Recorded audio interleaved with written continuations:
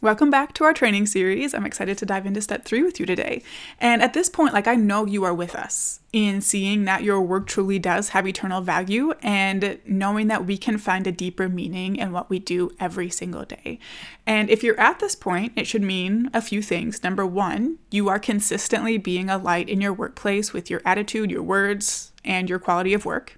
Number two, you're investing time in growing closer to God. And number three, you are praying consistently for 1 to 3 people in your workplace. Okay, so if you have those things down, we're going to add on what we're talking about today, which is just one more step and talking about building relationships, because real relationships will open doors for your faith to shine and for God to move. You're going to go into your workplace looking for ways to support and care for and love others, primarily your 1 to 3 people, but who knows what God will open the door for. So for you introverts like me, this is where you might start to be like, wait a minute, or that low-grade anxiety or self-doubt starts to creep in. But all I ask is that you trust this process and take it one step at a time and just see how God meets you exactly where you're at with your exact strengths. Okay. For those of you who are sensitive, you might also worry about going in with these set intentions for building relationships, right? Like, it doesn't feel great to start a relationship just to evangelize. And the good news is that is not at all what we're doing here. We are not building transactional relationships.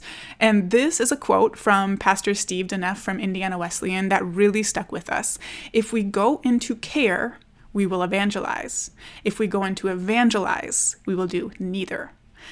So if you start a relationship in order to evangelize, it's probably not going to go very far, right? Like, your intentions will become clear. You'll be impatient with your actions, and the relationships will stay at the surface level. Like, people can sense that kind of thing, right? And it reminds me of the parable of the sower in Matthew 13. In this parable, Jesus talks of the farmer going out and scattering seed, and some fell along the path and the birds came and ate it up. And I could see that as you going up to someone you don't have a relationship with, trying to evangelize with your own agenda, and the gossipy coworkers easily grabbing them away. It's the rocky places without much soil where the plants spring up quickly, but then they're scorched, right? Or maybe you do start to build that relationship, but it's all based on an agenda. And when a basic test of that relationship comes, it doesn't hold strong like it needs to. We are building real relationships here for the sake of loving people and caring for them first. And of course, when the timing is right, it involves introducing them to Christ. But we are not going in for the sole sake of a transaction. Here's another verse from Matthew 5:16 that stands out to me. In the same way, let your light shine before others, that they may see your good deeds and glorify your Father in heaven. When you are shining your light at work, when you're asking God to move, it's going to become so obvious, to really everyone around you, that something is different. And imagine how much more it will be apparent to those who you have true relationships with, right? Even more so. And I wanted to show you one quick video. I just had to pull it to help put it into perspective, and then we will dive in with the training. Lady raised her hand and said, Shane, I'm being tormented because of my faith in Jesus at my place of work. Do you have any advice for me? I'm tormented because of my faith in Jesus at my place of work. Do you have any advice for me? I said, I don't believe you. Next, right? And I just held my face, and I let tension rise in the room. I was doing it on purpose. She said, what? I said, I don't believe you. I said, I don't think you're lying. A lie is an intent to deceive. I don't think you're intending to deceive. I think you think you're being tormented because of your faith in Jesus at your place of work, but you're absolutely not. She said, what do you mean? I said, well, you mean to tell me that at your place of work, you're the first one in, the last one to leave. You have the highest amount of work ethic, the lowest amount of laziness, the highest amount of integrity, the highest amount of compassion, the highest amount of generosity, that you're the best peacemaker in your whole place of work, that you turn the other cheek, you go the extra mile, you give your tunic and your cloak, and you regularly and steadily put other people in front of yourself, and people don't like you?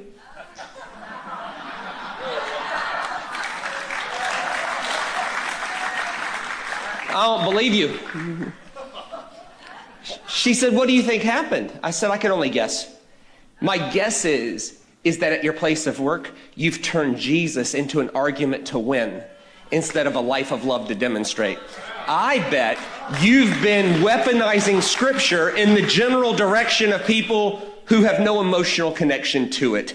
I bet you're a Facebook warrior who let everybody know what you believe instead of being known for how you demonstrate your love. Oh my goodness. So good, right? Courtney sent that to me and I was like, oh my gosh, like that just really puts it all into perspective. We are going to stand out as different when we were living all this out in the workplace. It's impossible for it to not make a difference.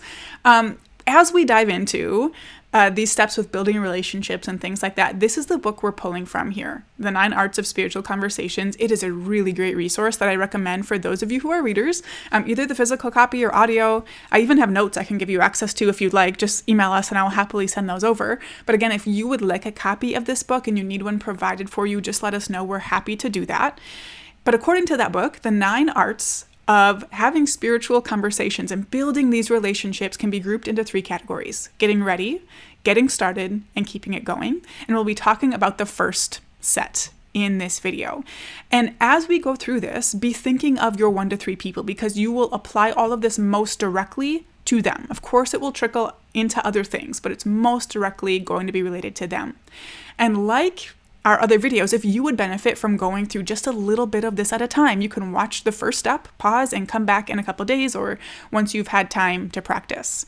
So let's start with breaking down the 3 parts of getting ready, which you've already done some of. So that is good news. First up is the art of noticing. So this one helps you become aware of those around you and pay close attention to what God might be doing. This first art is really about intentionality and being focused on people. And I would say this is a prerequisite to caring about others and serving them in tangible ways that eventually gets the gospel into their hearts, right? If you're not noticing them, if you don't know what's going on, if you're just focused on yourself, we're not going to be able to do any of these things well. And in case you are used to just kind of being in your own bubble, which I think is most people these days, myself included, when I'm not being careful, here are some things you can be intentionally looking for.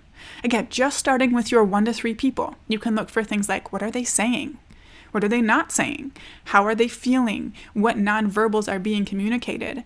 And those things tell you so much. It tells you what to ask them about, how you can support them, when you should check in and on how they're doing, when to bring a coffee to work, when that might be really helpful, when having a meal provided would be an answered prayer, and so much more. So start to intentionally notice your 1 to 3 people each day.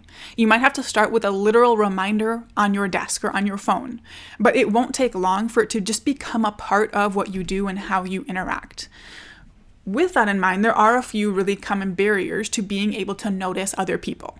First is pace of life. Like, we are all so used to flying from here and there and trying to check off all the things and see how much we can do in a day. That makes it really hard to pay attention for other people. So that is a barrier you'll have to pay attention to. How can you slow down your pace or build in habits of pausing long enough to notice others around you? Kind of similarly to that is like self-focus. We have to be willing to be interrupted. We have to be willing to give our full attention to someone else and not be half listening, half scrolling, half listening, half thinking of this problem we were trying to solve before we left our desk, right? Being in a Christian bubble is also a problem here. If you're only hanging out with other Christians, you don't have the opportunity to make an impact for others. And our attitude can be a problem. Are you being judgmental or loving? Are you conducting yourself with an attitude that makes people want to approach you and want to open up to you and things like that? So these are a few barriers just to pay attention to, and I think they're all so natural. So just think about what small changes you could make in your day that would help you develop a habit of paying attention to other people. I have a notification go off on my phone at 9 a.m. every day. It just has a heart in the description, and that is my reminder to slow down and be present and loving to those around me. But think about what would work well for you with your unique daily routines. I would say just pause and take a minute to set up any reminders. It could be a sticky note on your desk, all kinds of things. But the art of noticing should lead to the second art, which we already talked about, the art of praying. So hopefully that's good news to you. Step 2 is nothing new, but now you can tie what you pray for in with the things that you notice. So in whatever routine you developed in praying for your workplace and coworkers, start to incorporate the things that you notice. And now you can ask God to work more specifically in the lives of the people you're around every day and ask Him to show you what He wants you to do to bless them. And again, this ties back into, what do you want me to know? What do you want me to do? But you have so much more information to pull from when you're also noticing them. So once you are noticing and praying, the next step to getting started in building meaningful relationships with your 1 to 3 people is listening. So in our last video, we talked about listening to God, and now we're talking about listening to other people. And I want to stop here and point out how doable these things are, regardless of your comfort with like the traditional idea of evangelism, right? Like you're noticing and praying and now listening. Like you don't even technically have to talk to humans for these first few things, right? And as someone who used to literally hide under the tables at family gatherings when I was little, even I can handle these things. And I hope you feel the same way. So with this, it's the idea of engaging people in conversation with an emphasis on listening, with an emphasis on them.